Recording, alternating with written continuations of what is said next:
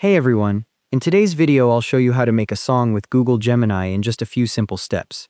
Start by typing your song prompt into the box. Describe the style, instruments, mood, and anything else you want in the track. Before you send it, click the bell icon just to the left of the prompt box. Then click the up arrow to turn on music mode. Now send the prompt and you'll see a connecting status appear at the top of the chat. After a moment, that changes to generating your 30-second track. This part takes about half a minute.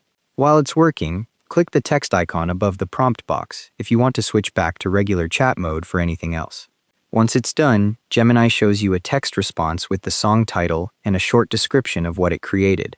Right below that, you'll see an audio player with a play button and the album art Gemini generated for the track.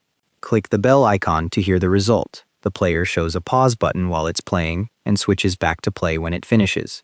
If the track doesn't match what you asked for, try rephrasing your prompt with more specific details about tempo, instruments, or vocal style. Gemini responds better to concrete musical terms than vague descriptions. You can generate multiple versions by sending new prompts in the same chat, and each one gets its own player so you can compare them side by side.